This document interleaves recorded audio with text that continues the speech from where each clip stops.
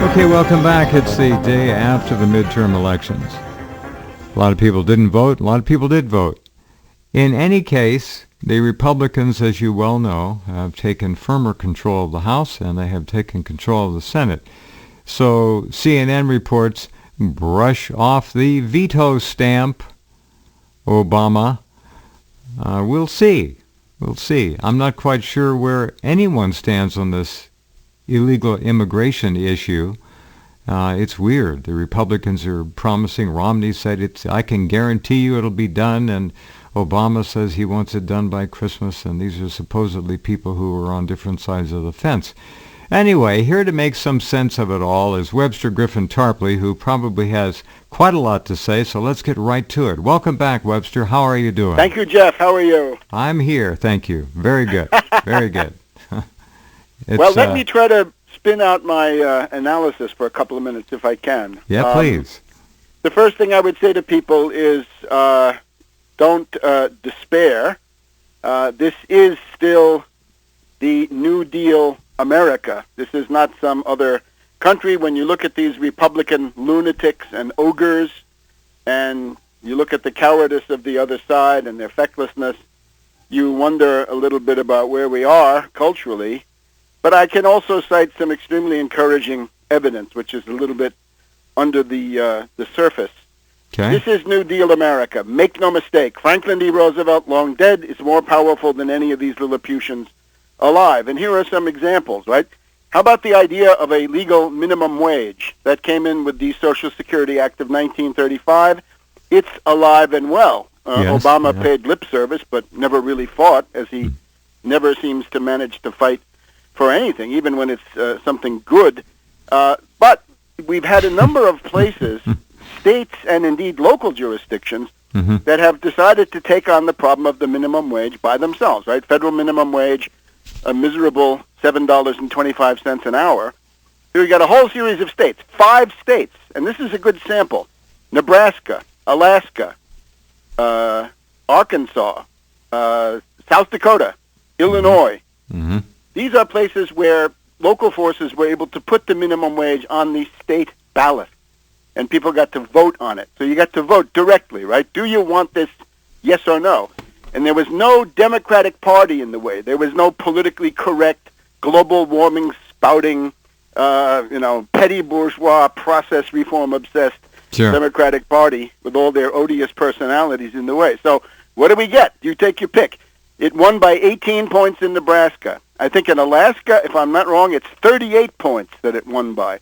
Arkansas, 32 points. South Dakota, 10 points. And in Illinois, I don't have that figure, but it won there too. That was unfortunately only an advisory ballot to try to push the state legislature. In the city of San Francisco, it won by 38 points. So according to this, there's not much difference between Arkansas and Alaska, red, and San Francisco, ultra-liberal, right? No difference when it comes to the basic things. Should there be a minimum wage increase? Now, these are not, they're not what I would want. They're $1 to $2.50 increase in each case. The unions, the service employees obviously want $15. I would say $15 is the minimum you could talk about as being any kind of Well, if you want to have a society wage that is able to get a job in this day and age and support itself, you've got to have $15 to $20. Rather than go off into each of these issues, I'm trying to get to the idea that this is still America. And of course, when you say the minimum wage, I've seen people now on MSNBC. They don't know economics. They say, well, if you make $20 an hour and the minimum wage goes up, that doesn't affect you in the least. The hell it doesn't. It raises the entire wage structure. In other words, everybody sooner or later moves up a notch or two. Correct. Because the whole structure of remuneration goes up. Now, let's also take a couple of other things. Who was, in some ways, the worst, the most cruel, and the most stupid Republican governor, right? The one who came in with all the venom of a Walker or a Snyder or a Kasich or a Scott or a LePage. And this time he lost because he didn't quite know how to manage the demagogy of the part. It is Corbett of Pennsylvania. Pennsylvania kicked him out by a whopping majority. This is very little mentioned, right? This is a huge state. It's called the Keystone State. It's a very typical state. It's rural. It's urban. It has Appalachia. It has Philadelphia. It has the Philadelphia suburbs.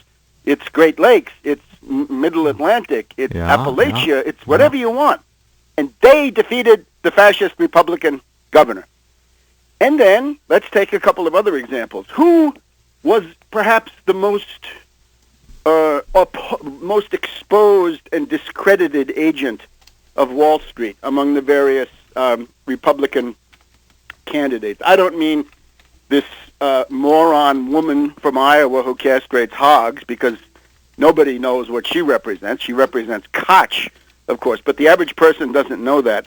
But in the case of one senator, he had already been a senator, and he had been the most vehement agent of Wall Street in the so-called financial reform process, and he was running again. And I'll give you a couple of hints. His campaign song was Just a Gigolo, and his campaign manual was called The Carpetbagger. Jeez. Of course, what kind Scott of advice Brown, is he getting? Scott Brown, who went from Massachusetts to New Hampshire on a carpetbag trip, and he was defeated. And this is somebody who, remember, he had run for office with this typical cultural populist demagogy, right? In his case is, I drive a pickup truck.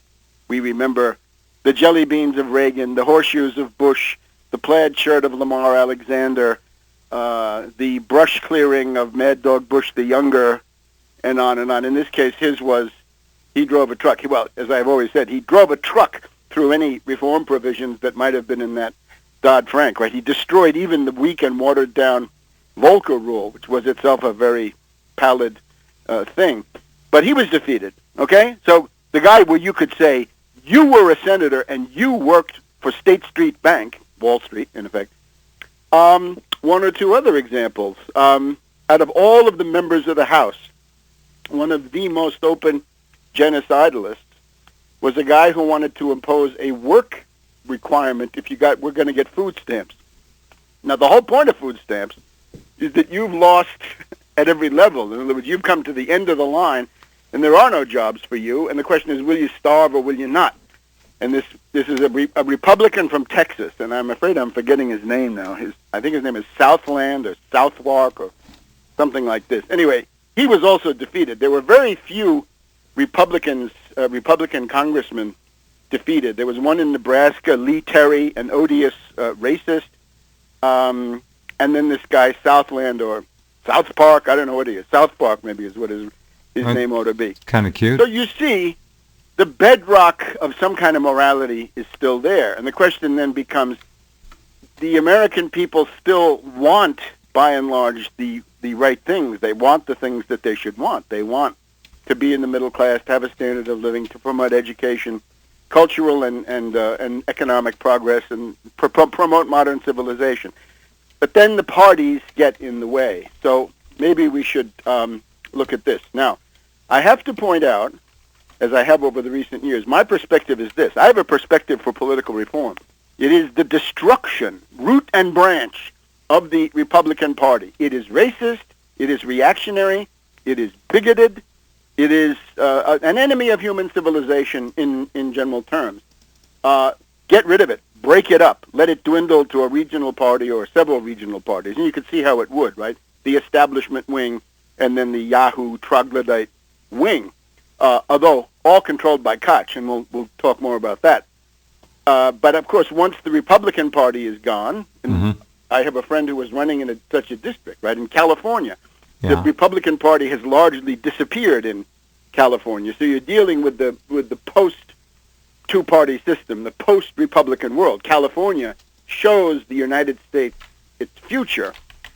So out there you have to have different methods, right? So the question then is, you have Wall Street Democrats, and then you have populist, New Deal, pro-labor Democrats. The latter group is the minority, of course. But the Wall Street Democrats have to be defeated. The Democratic Party would then have to be split. And that is the best scenario, believe me, for all concerned, whether people realize this or not.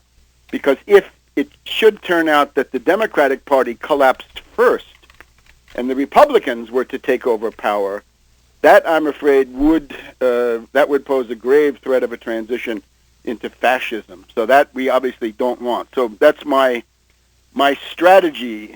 It used to be, Germany first. In this case, it's going to be Republicans first. But now, the other question is, where do we stand, right? Remember that the party in power always loses in the sixth year of a two-term president, right? Usually it's, 20 seats in the House, 6 or 7 seats in the Senate. This is not out of whack with that, right? And Obama did somewhat better in the House than Clinton or Reagan or people like this. Eisenhower certainly had tremendous losses in the 1958 election. So you get the idea. So it's something that happens, right? It's also important to keep a historical view. You realize that this is sort of a rhythm that's built into the system. However, there are then specific problems. In the first year of a presidency, the Wall Street financier oligarchy wants to control the president. Yeah. And the way they control the president in the first term is that they know that the president is going to need their money to run for re-election. So therefore, the control mechanism is clear. The problem for the financier oligarchs is that in the second term, this is not so clear anymore. How do you control the president when he doesn't really need you anymore? He could actually look at the Constitution, realize the colossal powers of the presidency, and start using them, right, for his own benefit, for the benefit of his backers, or maybe even the people and the country in general. So the common mechanism is, in the second term, the president has got to be pinned down by scandals and negative publicity. And you know the drill. Sherman Adams and the Vicuña coats in the Eisenhower years. The Monica Lewinsky for Clinton, Iran-Contra for Reagan, Watergate, obviously, for Nixon, the most extreme. And in the case of Obama, a collection of... Webster, real quick, just 30 seconds. Was Watergate that extreme, really? Well, yeah, certainly, because it was a CIA operation. Let's have no doubt about that. You look at who were the plumbers, right? James McCord of the CIA. Yes. And then Howard Hunt was the most famous CIA agent of the Cold War. Well, certainly the CIA was involved with a hostage issue too. Heavily, but he was heavily involved then with the Kennedy assassination. I mean, come on. So those are the methods, right? The Kennedy assassination is a way of preempting all of this, because otherwise, with Kennedy, Wall Street would have faced the same problem between 65 and 69, and they would have wanted the Vietnam War and maybe not gotten it. So you get the idea. So this is where we are. Now, I want to stress this because you have to understand the media strategy. Since Wall Street had come to the conclusion that Obama had to be bashed and maimed, the media narrative was then developed. And the media narrative said, Obama is unpopular, Obama is a weak leader, therefore the Democrats are all going to lose. So that's the ruling class line. I don't see any doubt about that at all. The Republicans, once again, this year had more money, almost exclusively from the Koch interests and similar people, but they also... They're similar to the Koch brothers. Well, that's... I think the Koch brothers are putting on airs, right? You know the old movie with W.C. Fields, and his name is written S-O-U-S-E, and he wants to be called Sousay. Doesn't want to be a souse. He wants to have an accent aigu over the E. Sousay. So wonderful. The main thing, though, is the media, right? There's a relentless negativity in the media narrative. If you watch Morning Joe on MSNBC, total negativity, pessimism regarding the Democrats. CBS, right? Look at Face the Nation this past week. An orgy of anti-Obama propaganda. The Cook Political Report. The Cook Political Report is supposed to be, a kind of an evaluation service, but they were in there, spreading defeatism, gloom and doom, impossible, and so forth. So that in the last couple of hours, this guy Charlie Cook, the head of the Cook Political Report, has offered his analysis of what happened, and he said it was the Democratic voters had fallen into despair. The despair of the Democratic voter, the slough of despond in poetry, but despondency. And what was the result? The Democratic voters did not vote. There was a 2/3 stay-at-home vote. 1/3 voted, and in particular, 30% of the black voters came out when that had been quite a bit higher in the previous election. So this is a voter suppression operation at a very high level, right? You spread pessimism. It's pointless. There's also the ugliness, right? The Republicans love to have mudslinging, acrimony, insults, vulgarity, because then people fall into despair. They give up. They stay home. They drink. They, go on vacation. God knows what they do. They just don't vote, right? Because they're hopeless. They're resigned. They're apathetic. And that is the greatest desire of the Republican Party, is apathetic, resigned voters. Okay, so that I think is absolutely critical. One of the great things that the Republicans have done for the media have done for the Republicans in this is not to ask them what they will do. If you get a Republican on there, he starts off saying, "Oh well, we hate Obama, and my opponent voted with Obama 95% of the time, so that's an open and shut case." But wait a minute, what are you going to do? You're going to take over the House and the Senate or the governorship or whatever it is, and then what? What are you going to do? What are your intentions? What's your plan? What's your program? And this was very, very seldom asked, wasn't it? So much so that today we have Republicans coming out saying, well, the message of this election is that the people want to lower the corporate income tax from 35% to 20%. That was the message? You have to say, that is absolutely absurd. That is absolutely preposterous that anybody in large numbers voted for that. They did not. So it's absolutely crazy. Yeah. Here's another one. Obama is unpopular. Yeah, okay, Obama's unpopular. He deserves to be unpopular, no doubt about it. But how unpopular? Obama's sitting there a little bit over 40%. He's unpopular. He's negative, right? How about the Republican Congress, the Republican House? Where are they? They were down to about 6% at one point. 6-7% was their were they bottom that level. Low? I didn't know Yeah, that. sure. Go and take a look. 6%. It's called Real Clear Politics. Yeah. Will show you the approve, disapprove on the House or the Congress for the last several years. And you will see that they reached about 6%. By the time of the election, they were about 10, 12%. Because one of the reasons was that as the election approached, the mighty Wurlitzer of the controlled corporate media, the CIA, Wall Street media, began to start grinding it out, right? Obama is unpopular. The Republicans are going to win. So this had an effect of a little bit of an updraft for these odious Republicans from the House of Representatives, right? The cavemen, right? The barbarians, the primitives, the troglodytes, whatever you want to call them. So you could have, I think the only pollster, I have to say, who was accurate about this is Stan Greenberg. Not Cook, not Rothenberg, not, what's that guy's name? Whit Ayers? Ayers. No, not him. No, and not that Ayers, I don't think. Just joking. But I don't know. As Greenberg pointed out, the Republican Party is widely hated. They're hated for the government shutdown. They're hated for the default of the United States that was almost engineered by them. They are hated because the U.S. Debt was marked down by the international ratings agencies.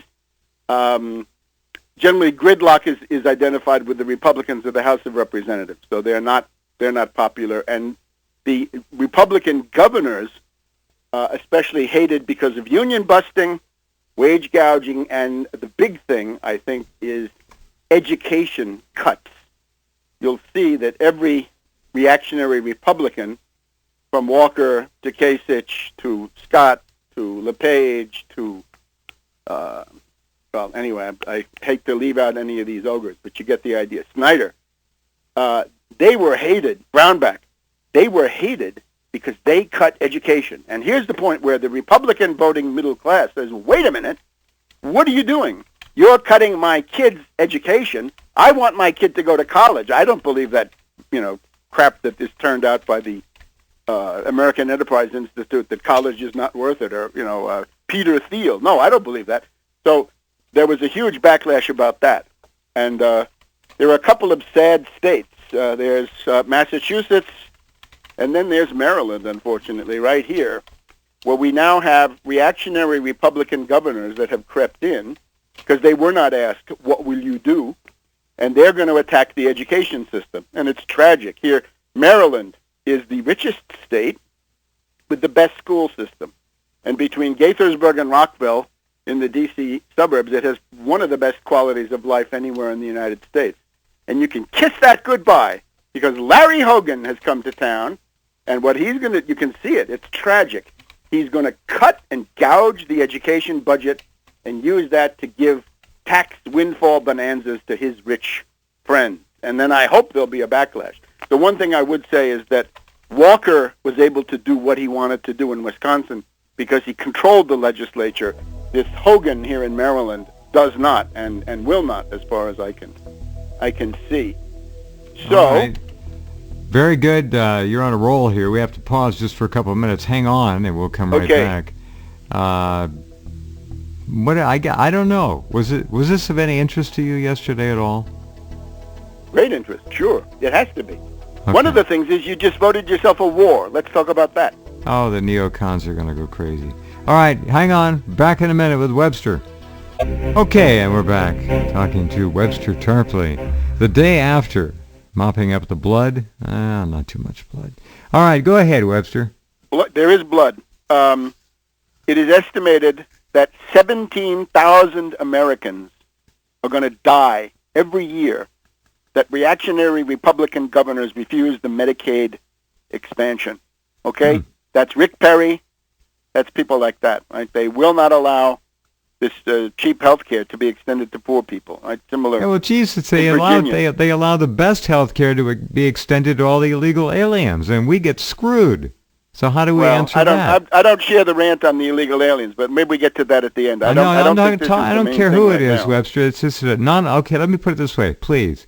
Non-American citizens get the best health care by law, and Americans eat shit. Excuse my French. Well, that's the truth. The statistic that I have that I would have worked with, if I were Obama, 17,000 Americans are going to die this year because the Republicans refused the Medicaid expansion. And that's 3 times more than died in Iraq. That's a lot. That's a hefty figure. That's not quite genocide, but it's mass murder. The problem with Obama is there's no fight. There's no polemic. He should be setting up ambushes for the Republicans, He's not doing anything. Fields of fire, staged confrontations. He doesn't I'm telling you what a real president would do. Or better yet, what I would do. Were I president, this is what I would do. Yeah, with far fewer resources. I told you to run years ago. You wouldn't listen to me. All right. Well, let's not close the book. Koch. Why is Koch more powerful now? This is another issue, right? They could have hauled Koch before the Senate committees, which they now can't do. Investigate Koch. How are you wrecking the process of American democracy, Koch? How much of your money comes from Red China, which wants to keep a weak United States and therefore pays to elect Republicans, right, who essentially destroy the country? The thing is, Karl Rove and company in the year 2012 they got a lot of money from rich people, and they promised victories with Romney and with many others, and they got very little. Most of that money was simply squandered. So it meant that the Republican donor class fled the scene. They were not going to be there for the Republicans, and the difference was made up, by and large, by the Koch brothers, the so-called Koch brothers, as they put on society airs. Koch, therefore, owns more of this Congress than the previous one. So I think that's going to lead to some. What was the return? What was the return percentage? Did you get it? 94, 95%? What was it? It was 5% positive last time, and this time I haven't been able to calculate it. Also because it's a lot of it is secret, as you know. Okay, so here are a couple of other considerations. The petty bourgeoisie, the middle class, is interested in knowing who is stronger. And they look and they say, is Obama stronger or are these raving reactionaries stronger? And it looks like the raving reactionaries are stronger, the racists, the bigots, and so forth, but they're stronger. There's a tremendous element of hypocrisy in the middle class which says, can't we just get along? Can't we please be bipartisan? Can't we, do the job and come to compromises? And then they turn around and vote for the party of national sabotage, right? the wrecking ball of the Republican Party, right? Government doesn't work, elect us, and we'll prove to you that this is so. But I have to now. We have to put the onus on the Democrats, right? What's with them? It's a very ugly picture. The first thing, the overriding problem of the Democrats is they have no job creation program. They have no economic recovery program. The official position of the Obama administration is that the Great Recession of 2008-2009 is over, and that no more anti-recession, anti-depression programs are needed. All they'll recognize is income inequality and, to some extent, the minimum wage at a $10 level, very low, should be 50% higher than that. But they won't even fight for that, because Obama is unwilling to really set up confrontations with Congress. Obama, for example, could have said, after the government shutdown a year ago, saying, Republicans, you want to reopen the Congress? You put the minimum wage on there and I'll sign it. Otherwise, you can stay out in the cold and swing and twist in the wind. Or it could have been put on various budget bills and so forth. But he obviously didn't do this. Now, the jobs program, in other words, if you don't have mass traction economic demands working for you, you're doomed, because we are in a world economic depression. It's more acute in certain countries from time to time. Momentarily more acute now in Europe than in the United States, but slowdown everywhere and world economic depression. So as long as that goes on, you've got to think about the recovery of the world from such an economic depression. Obama refused to do this. I remember going down to the Congress in 2013, working with some Democratic congressional officers, try to get some content into the Martin Luther King anniversary, right? The I Have a Dream in the summer of 2013, the 50th anniversary of that. And I met a very intelligent female staffer there, and she said, you know, the problem with the Obama White House is they only want to talk about war on women, immigration.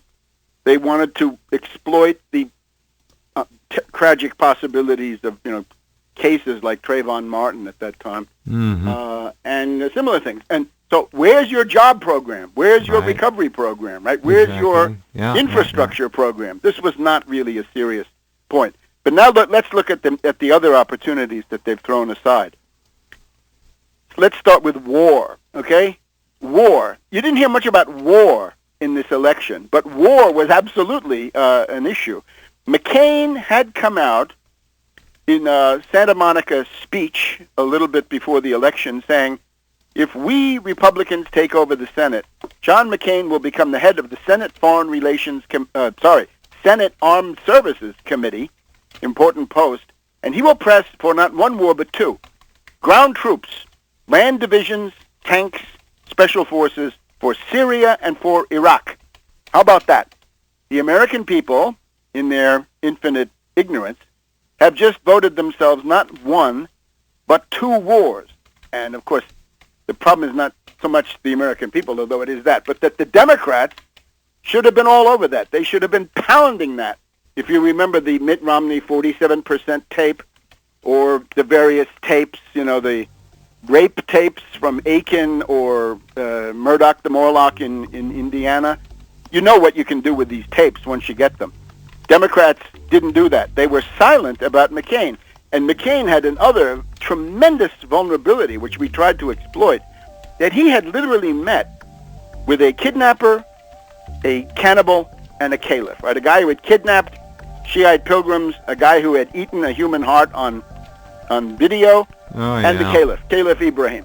He's cavorting with ISIS. He's cavorting with the top terrorists in the world, and then turning around and demanding two wars. Yeah. That would have been a great issue. And he's practically the leader of the Republican Party. That's true. Yes. I agree.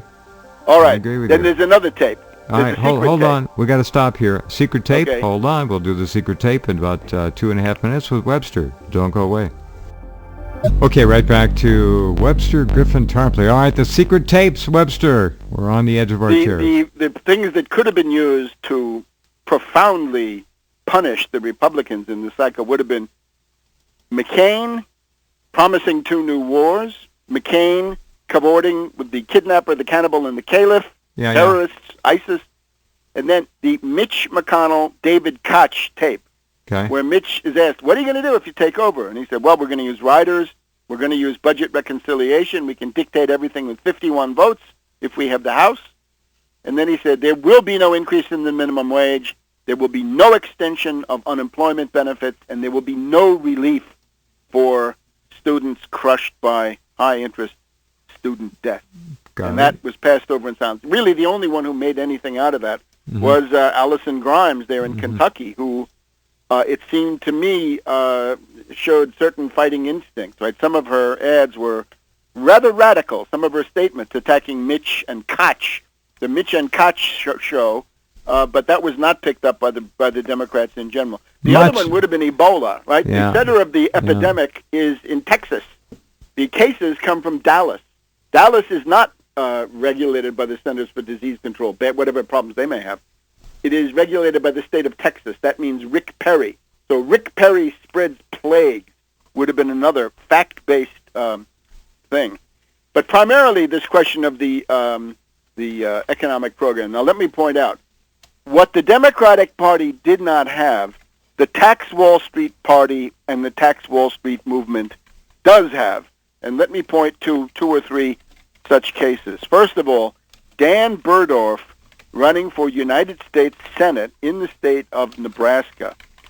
This is an exemplary campaign. This campaign is going to be studied with almost no resources, but with some valiant and dedicated and highly intelligent volunteers. He fell short of getting on the ballot, but was nevertheless able to establish himself as a registered write-in candidate. And as far as I know, we're still waiting for the number of votes.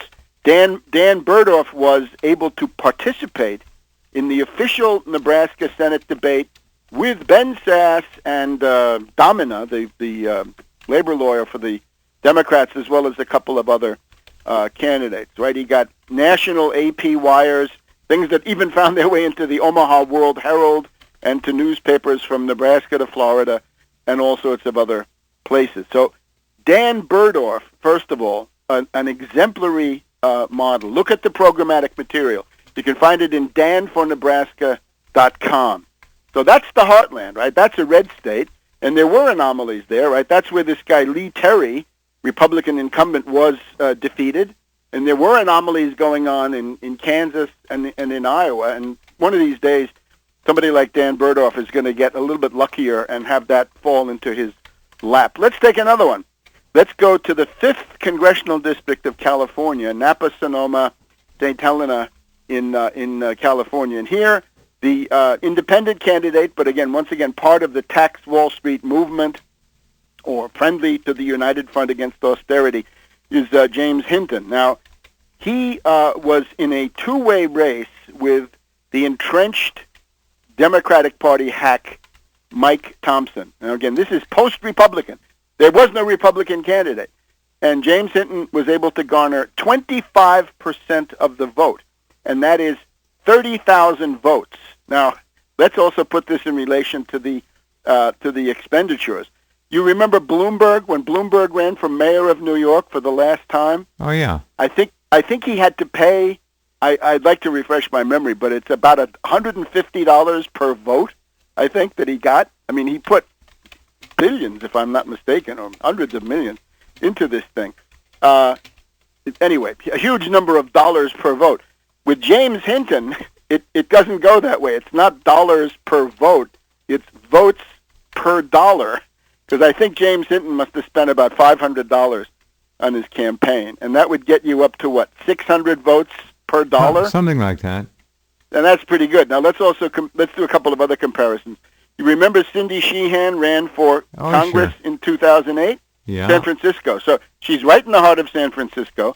She was very famous, right? She'd gotten all kinds of publicity from Ben & Jerry's Ice Cream Foundation and so forth. And she ran against Pelosi. Thompson, by the way, is one of the leading henchmen of Pelosi. She got 16% of the vote in 2008. So look at that. She was famous.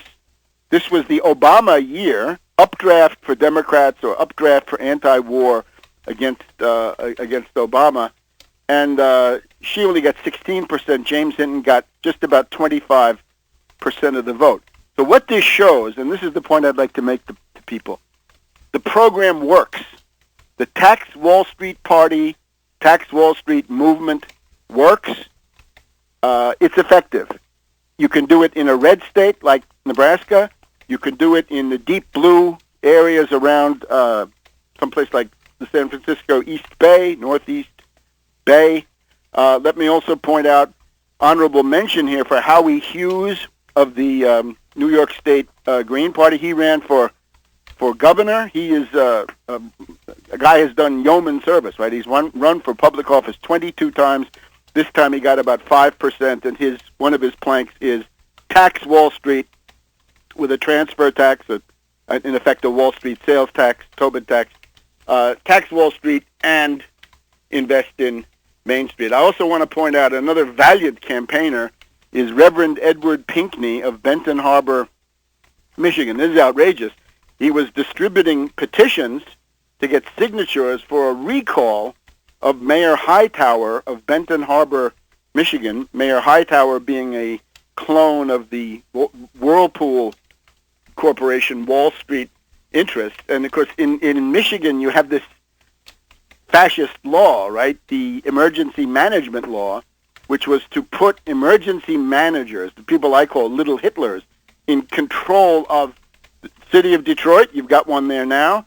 All kinds of other places, Flint and Benton Harbor. So Reverend Pinckney has now been framed up with the allegation that he was forging signatures on this. It's absolutely absurd, and people could take a look at that. It's a group called Banco. It's a black resistance organization against this kind of tyranny in Michigan. BANCO. You can look that up, and it's in Benton Harbor, Michigan. One of them is BH Banco, Benton Harbor Banco. So those are examples of what can be done with very limited resources. So I say to people, if this system is repulsive to you as it is to me, then join us. We're going to be running more candidates next time around, right? Check out United Front Against Austerity, Tax Wall Street Party. Check out Tarpley.net, and you'll see all this stuff. This program works. To put it bluntly, my program works. It expresses the deep aspirations of the American people, New Deal America, to get on the road to economic recovery, full employment, upward social mobility, greater fairness, greater income equality, without fetishizing equality. The main thing is that everybody should be rising, and those in the bottom should be rising at a more rapid rate. So I think that's the thing. The Democrats failed. I'll give you a specific example. Here in Maryland, how could Larry Hogan ever win against a 2-to-1 superiority of registered Democrats? Well, the Democratic machine here, God bless them, decided that they were going to tax different things, and the most absurd one is the rainwater tax. Have you heard about the Maryland rainwater tax? Not in particular. The idea is this. If you have a surface area of your property, and especially if you have it paved, if rainwater falls on this, the raindrops come down, they fall on your concrete or your macadam or whatever you have, your driveway, and then that's going to go into the sewer. And that's where they want you to pay a fee, a tax, for the amount of water. They're going to charge us to breathe pretty soon, Webster. Right, fine. Carbon footprint. And the alternative to that is, if you don't like that, you better be for the 1% Wall Street sales tax, because this is obviously penny ante stuff. That's the Tarpley tax. The biggest river of money in human history, or the history of the universe, flows from Wall Street to the Chicago options markets and all around the world. You start skimming off 1% of that, things get very interesting. Howie Hawkins in New York calculated that about $20 billion that could have solved most of the problems of the state of New York are lost because the state insists on refunding the tax which is collected, giving that back to Wall Street, because Wall Street says otherwise they'll go to Jersey, which they never will, right? There's no glamour in Hoboken. There's glamour on Wall Street, right? You can't move Wall Street to Hoboken. It wouldn't be Wall Street anymore. So You get the idea. Now, Obama, what could Obama have done?